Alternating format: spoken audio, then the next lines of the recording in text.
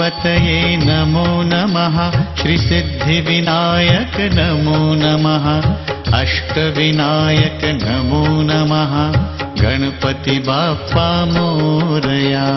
गणपतये नमो नमः। श्री सिद्धिविनायक नमो नमः। अष्टविनायक नमो नमः। गणपति बाप्पा मोरया। ॐ गणपतये नमो नमः। श्री सिद्धिविनायक नमो नमः। अष्टविनायक नमो नमः।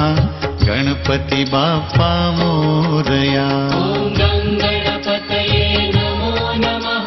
श्री सिद्धिविनायक नमो नमः। अष्टविनायक नमो नमः। गणपति बाप्पा मोरया।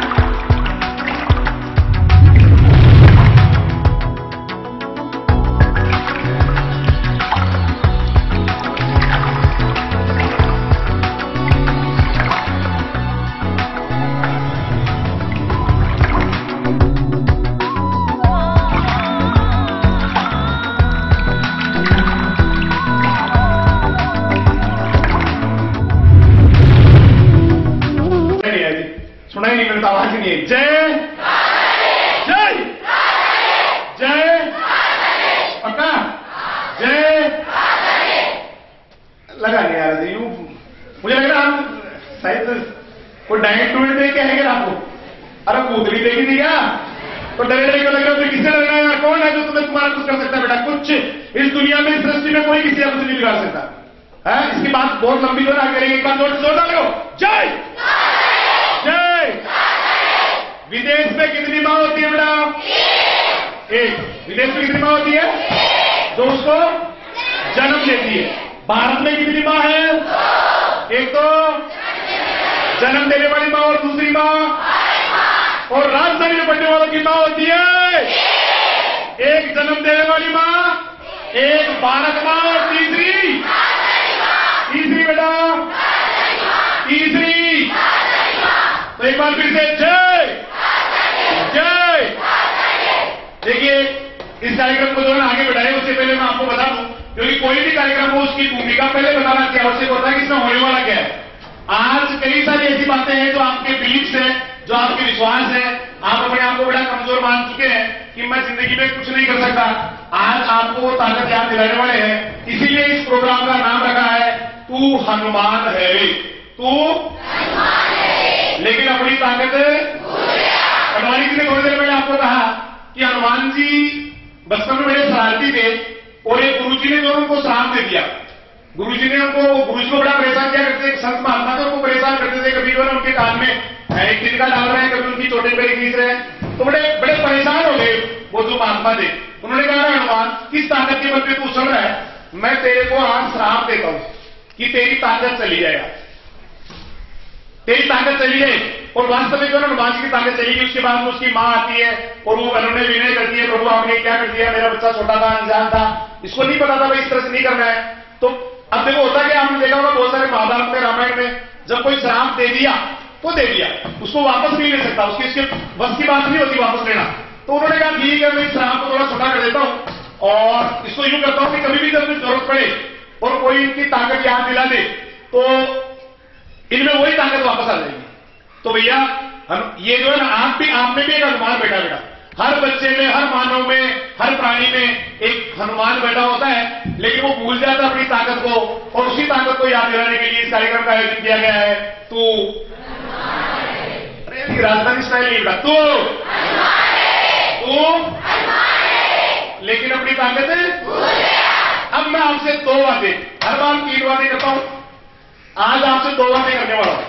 एक तो ये जो आपका आज का दिन है बेटा, ये आपकी जिंदगी का सबसे खास दिन होने वाला, सबसे खास दिन वाला। हो सकता है आपने गदर फिल्म देखी हो सकता है आपने रामायण महाभारत देखी हो, लेकिन इतना मजा न रामायण में आया है, न महाभारत में आया है, न गदर में आया है, न सुपरमैन में आया है। इतना मजा आपको आने वाला है, और मैं बोर नहीं करूंगा आपको, कभी भी बोर नहीं करूंगा बेटा। 1 मिनट के लिए आपको नहीं लगेगा कि यार मेरे साथ क्या हो रहा है, ये मैं कहां गया, ऐसा नहीं लगेगा। आपको वो चीजें बताऊंगा जो वास्तव में आप कर सकते हैं, वो चीजें जो है ना। तो पहला वादा मेरे से आपसे यही कर रहा हूं कि आपको किसी को भी ये नहीं लगेगा कि आप मेरा दिन खराब हो गया। वायदा नंबर 2, जब आप जाएंगे यहां से निकल के जब आप बाहर जाएंगे, तो आप अपने आप में एक बड़ा चेंज पाएंगे कि मेरे अंदर ये क्या हो गया। जब मैं आया था तब मेरी सोच क्या थी, और अचानक कि मेरे अंदर ऐसा क्या आ गया कि मैं वास्तव में बदल गया। देखिए बेटा, हर आदमी में सफलता के बीज होते हैं, हर आदमी में हनुमान जी होता है। अब कुछ लोग उसको जगह लेते हैं, कुछ लोग नहीं जगह पाते हैं। अब बातें कही होगी, मैं लॉ ऑफ अट्रैक्शन कई बार बच्चों से बात करता हूं, लॉ ऑफ अट्रैक्शन की, कि दुनिया में क्या कारण है। देखिए एक तथ्य बताना हुआ है, मेरे बच्चे तो ये जानते हैं, लेकिन जो बाहर से आए उनको मैं एक बड़ी बात बताने वाला हूं। शायद हो सकता है किसी के हार्ट अटैक आ जाए उस बात से। अब वो बात में क्या बताने वाला हूं, सुनना। दुनिया का 96% पैसा, 96% जो रुपीज है, मनी है, धन है, वो 1% लोगों के पास। कितने बच्चों को पहले से बताएगा कि दुनिया का 96% पैसा कितने लोगों के पास है? 1%। पूरे वर्ल्ड में जितना धन है, जितना पैसा है, जितना सोना है, जितना चांदी है, जितने जेवरात है, जितने हीरे हैं, वो जितना मतलब मनी है, तो 96% पैसा केवल 1% लोगों के पास है। अब उन लोगों ने ऐसा क्या किया कि उनके पास इतना पैसा आ गया, और हम ऐसे क्यों है कि ये सोचते हैं कि 5,000 की 6,000 की नौकरी मिल जाए, 10,000 की नौकरी मिल जाए, या मैं कहीं से खजाना लूट लूं, या कहीं से जो है ना मैं बैंक में डाका डालूं। ऐसा क्यों है? दुनिया का 96% पैसा, 96% मनी 1% लोगों के पास है। किसी को समझ में आई बात? अरे दिमाग फट जाना चाहिए आदमी का, दिमाग फट जाना चाहिए आदमी का कि दुनिया का जितना पैसा है 96% पैसा 1% लोग लेके बैठे हैं, और मेरे जैसे 99% लोग उनके पास केवल 4% पैसा है। कितना परसेंट पैसा बेटा? तो उन्होंने ऐसा क्या अलग किया, उन्होंने ऐसा क्या अद्भुत किया, उसकी भी बात हम थोड़ी देर में करने वाले हैं। तो मैंने आपसे 2 वायदे किए हैं। वायदा नंबर 1, जब आपको लगे कि मेरा दिन खराब कर दिया गुरुजी ने, तो मैंने कल कहा था कि अपने अपने बैग में एक पत्थर लेके आना, और लास्ट में जब जाओ तो खींच के मेरे ऊपर मार देना, और मैं बिल्कुल आपको सहज अपना सिर आगे कर दूंगा, और उसके बाद में आप बट मेरे मार के चले जाना। अगर कोई भी गुरुजी या कोई भी आपको ये कहते कि यार ऐसे क्यों किया, बड़े सर को या छोटे सर को जो भी है, इनको क्यों मारा आपने? बड़ा या पहली बात तो बड़ा सर कोई नहीं है बेटा, आपको ध्यान है यहाँ सारे हम लोग बराबर एक साथ रहते हैं, प्रेम से रहते हैं, भाई एक फैमिली की तरह रहते हैं। तो समझ में आ रही है? ज्यादा स्पीड तो नहीं है? अरे स्पीड ज्यादा है कि थोड़ा दिमाग रुके, वॉल्यूम तो ठीक आ रही साहब। तो आप एक तो ये, और दूसरा कि आप बदल जाएंगे बेटा, और दुनिया जब भी बदलेगी बेटा, ये दुनिया पता है कब बदलने वाली है? जब हर व्यक्ति की सोच बदल जाएगी। अब सोच कब बदलती है? और सोच बदलने से अभी थोड़ी देर पहले संजय सर ने कहा कि सिर्फ सोचने से कलेक्टर नहीं बनता है, तो मैं थोड़ा माफी चाहूंगा संजय सर से, बिना सोचे भी दुनिया में कोई कलेक्टर नहीं बनता है। बिना सोचे भी दुनिया में कोई कलेक्टर नहीं बनता है। पहली बात तो यही है कि आप सोचे उसके बारे में। अब क्या होता है, देखो मैं कई बार बच्चों से बात करता रहता हूं, कई बार बच्चों को कहता रहता हूं कि बेटा जिसके पास रहोगे ना वैसे ही पड़ जाना है। एक कलेक्टर के साथ कोई आदमी 10 दिन निकाल ले, एक कलेक्टर के साथ अगर कोई आदमी 10 दिन निकाल ले तो बेटा वो कलेक्टर बन जाता है, और एक कंडक्टर के साथ अगर कोई 10 दिन निकाल ले तो वो जिंदगी में कंडक्टर बन जाता है। कलेक्टर के साथ रहोगे तो कलेक्टर बन जाओगे, और कंडक्टर के साथ रहोगे तो कंडक्टर बन जाओगे। तो ऐसा क्यों हो रहा है? मैं कल परसों यहां यही बैठा क्लास में पूछ रहा था, मैंने कहा बेटा आपके घर में भी ऐसा हुआ है, कोई आपके परिवार का मेंबर या आपके पड़ोस का कोई आदमी किसी गाड़ी पर गया और ट्रक पर घूमने के लिए, मैं देख गया तो गाड़ी में किराया नहीं लगेगा, ट्रक के साथ चला गया, और जब वापस आया ना तो उसने कहा कि मैं तो ट्रक ही चलाऊंगा। कितने बच्चों के साथ किसी ने देखा है वो ट्रक पे गया हो, 10 दिन तक वो ट्रक पे गया हो और उसके बाद उसने ट्रक चलाना चालू कर दिया, ट्रक पे खलासी बन गया। कितने लोगों ने तो देखा बेटा? Very good. अरे अकेला तो नहीं हूं मैं, मेरे साथ भी कम से कम 50 बच्चे हैं जिन्होंने हाथ लगाया कि सर ऐसा होता है। अब मैं एक उदाहरण और बता रहा था कि कोई आदमी से गाड़ी लाई, आप दूसरे क्यों लेते हो, बलराम क्यों नहीं ले लेते? बलराम की सर शुरू में जब इन्होंने शुरू की जो पढ़ाई की उसके बाद में कुछ दिन के संपर्क में आ गए गाड़ी लाइन वालों की कि जीपे नहीं चलती 13 बजे से 77 की गाड़ियां चलती है बेटा। और बलराम जी जो है ना उनमें कंडक्टर हो गए। फिर मैंने बहुत प्रयास किए, मैंने कहा शायद क्योंकि देखो कहते हैं जिसके गाड़ी की टूड़ी लग गई, मारवाड़ी में कहते हैं वो गाड़ी के बिना जी नहीं सकता। फिर हालांकि मैंने इनको कई सारे बाहर दिखा के फिर वापस मैंने इनको चेंज किया, क्योंकि आदमी जिस तरह के लोगों में जाता है ना उसी तरह का बनने का प्रयास करता है। अब इसका कितना जानता हूं उदाहरण मैं आपके सामने हूं। मैंने जब कक्षा 12 में पढ़ाई की तो मेरे मामा जी बेटा एक आर्मी में थे। मेरे मामा जी जो है ना रिटायरमेंट हो गए, आर्मी से आ गए, तो उनको देख के मुझे लगा कि मुझे आर्मी में जाना चाहिए। हालांकि आर्मी बहुत अच्छी चीज है बेटा, देश सेवा है, लेकिन मैं ये नहीं कहना चाह रहा कि आर्मी बुरी है या कोई और नौकरी अच्छी है। मैं ये कहना चाह रहा हूं कि मेरे दिमाग में ये कि तुम सवार हो गए मैं आर्मी में जाऊंगा, चाहे कुछ भी करना पड़े। लेकिन अब हुआ क्यों कि कोई जोगड़े के बाजार में कोई लड़ाई हो गई और उस लड़ाई की वजह से मुझे जो है ना जोगड़े कॉलेज के हॉस्टल में रहना पड़ा। हॉस्टल में रहा तो मैं हॉस्टल की जिंदगी देखी मैंने कैसे लोग रहते हैं, कैसे जीते हैं, क्या स्टाइल है। तो बेटा मेरे दिमाग में एक चीज बैठ गई, भाई मैं चाहे कुछ भी करना पड़े मैं इसी कॉलेज में पढ़ के दिखाऊंगा। और वास्तव में जो है पहली साल मेरा जेल में नहीं हुआ। आज हजारों बच्चों को हमने जेल पास करवा दिया, हजारों बच्चे आज बैंकॉक मैनेजर है, हजारों बच्चे हमारे स्टूडेंट जो है वो साइंटिस्ट है, कई सारे बच्चे, कई तो बहुत ऊंची ऊंची पोस्टों पे हैं और उनको मैंने पास करवा दिया। मेरा खुद का पहली बार जेल में नहीं हुआ, लेकिन दूसरी बार जब मैं कॉलेज में रहा तो मुझे लगा मुझे पास होना है। और मेरे अंदर जब मैंने कॉलेज की लाइफ को देखा तो मेरे दिमाग में बैठ गया कि किसी भी कीमत में इस कॉलेज में आना है। और भाई कसम कह रहा हूं उस टाइम जो ने इस पूरे राजस्थान में, हालांकि ज्यादा कंपटीशन उस टाइम नहीं था, 3rd पोजीशन आई थी मेरी, क्योंकि मेरे दिमाग में बैठ गया मुझे यहां आना है। तो पहली बात तो बेटा सोचिए, पहली बात कॉलेज में आ गया। उसके बाद में जब मैं कोचिंग क्लासेस चालू किया, कोचिंग के बाद में जब मैंने इंगोनिया पढ़ाना चालू किया तो इंगोनिया की जब मैंने स्कूल देखी तो फिर मेरे दिमाग में एक नया सपना, क्योंकि सपने तो क्या होते हैं, अरे सपने क्या होते हैं, आपके विचार क्या होते हैं। जैसे आप जिस तरह से जो आगे जाके जाओगे विचारों का विस्तार होता चला जाएगा। जैसे मैं एक उदाहरण हमेशा देता रहता हूं कि जब मैं पचकोड़िया की स्कूल में पढ़ा करता था बेटा, जब मैं पचकोड़िया स्कूल में पढ़ा करता था तो मैं ये देखता था कि मेरे गांव मेरे टाणी के कितने बच्चे हैं। मेरी सोच क्या थी, सिर्फ टाणी कितनी, भाई मेरे परिवार से या मेरे कुटुंब से या मेरी टाणी से कितने बच्चे हैं। जब मैं जोगड़े पढ़ने गया तो फिर ये देखने थोड़ी सोच बड़ी हुई, बाहर गया सोच बड़ी हुई, तो मैंने ये देखना चालू कर दिया कि यार पचकोड़िया कितने बच्चे पढ़ने आते हैं, पचकोड़िया कितने बच्चे आते हैं। जैसे मैंने कहा ना दोनों कहानियों को आप कोरिलेट करें बेटा। जब मेरे दिमाग में ये थी कि मैं आर्मी में जाऊंगा, फिर उसके बाद जब मैं दूसरे लोग संपर्क में आया मुझे लगा इस कॉलेज में पढ़ूंगा। उसके बाद में जो है मुझे लगा मैं स्कूल में गया है पढ़ाना, जहां पढ़ाया मैंने देखा है ये लोग स्कूल चला रहे हैं, जब ये चला रहे तो मैं क्यों नहीं चला सकता। अब ये अलग बात है कि जब आप किसी ये कहोगे भाई मैं अभी कई बार कहते हैं, मैं एक बात हमेशा अपने बच्चों से कहता हूं बेटा उन लोगों से बचना जो छोटी बात करते हैं। छोटी बात कैसे, देखो आप ऐसे उदाहरण आपको आप मिल जाएंगे।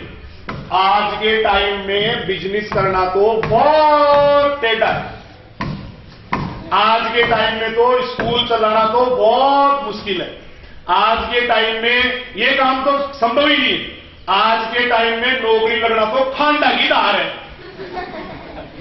कहते हैं ना, अरे कहते हैं ना, जबकि मैं आपको बता दूं 1967 में इतनी नौकरियां नहीं लगी होगी जितनी सन 2010, 11, 12, 13 में लगी है।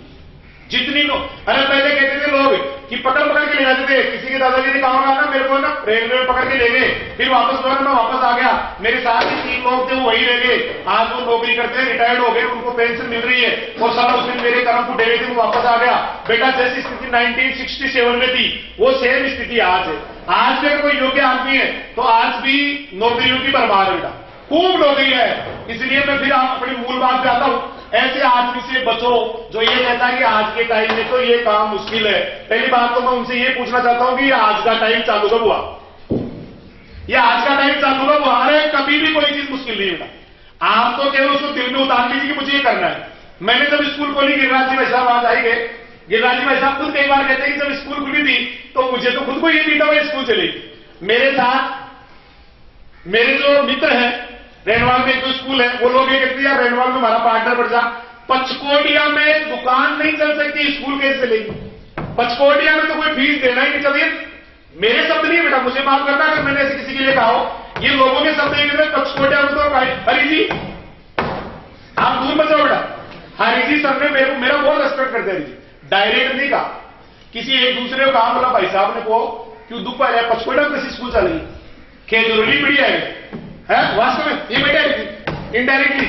लेकिन मुझे पता था, मैंने कहा ना आज के टाइम में ये संभव नहीं है, तू ये नहीं कर सकता, वो नहीं कर सकता। अरे जब चालू की तब हो सकता है, मतलब वास्तव में ये कहते हैं नहीं चलेगी, बिल्कुल नहीं चलेगी, कुछ नहीं चलेगी। लेकिन बेटा आज जो संख्या आपके सामने 6 से 12 तक की जो संख्या बैठी है, आज 325 बच्चे 12वीं क्लास में, और जो दिग्गज स्कूल है, जो बड़ी बड़ी स्कूल है, जो 1985 चल रही थी, वो 135 की संख्या लेके बैठी, 140 की संख्या लेके बैठी, 150 की संख्या लेके। ये मेरा गवर्नमेंट मान लो इसको, चाहे मेरा कॉन्फिडेंस मान लो, चाहे मेरी तो ना आप मेरी क्या हमारी को, मैं मेरी शब्द यूज कर रहा हूं, माफ कीजिएगा मुझे। हमारी सब चीजों ना आप मेहनत मान लो, हमारी तपस्या मान लो, या हमारा विश्वास मान लो कि आज इतनी बड़ी, अरे 350 326 बच्चे 12वीं क्लास में और 300 के करीब 11वीं क्लास में। अब आप बताओ जब 2 क्लास में ये हालत है, तो ये कुछ भी कहीं भी कुछ भी कर सकते हैं बेटा। और करने के लिए जो पहली चीज आती है ना, वो है आपकी सोच, वास्तव में सोच। पॉजिटिव थिंकिंग भी आजकल 2 नंबर पे लेने लग गया बेटा। पॉजिटिव थिंकिंग को मैं 2 नंबर पे लेने लग गया। आज मैं बताऊंगा क्यों पॉजिटिव थिंकिंग को मैं 2 नंबर पे लेता हूं। पॉजिटिव थिंकिंग जो है ना, वो किसी के बस, पहले मैं वापस अपनी जो है ना शुरुआती बात में, मूल बात पे आता हूं कि जब मैं तो सोच कैसे बढ़ी, जब कि मेरे घर के कितने बच्चे हैं, डायरी के कितने बच्चे हैं, जब आगे गया जोबनेर गया तो पचकोड़िया कितने बच्चे हैं, जब उससे भी आगे गया बीकानेर पढ़ने गया तो मैं ये सोचता था कि यार जयपुर जिले के कितने बच्चे हैं। उसके बाद में मान लो मैं बाहर जाता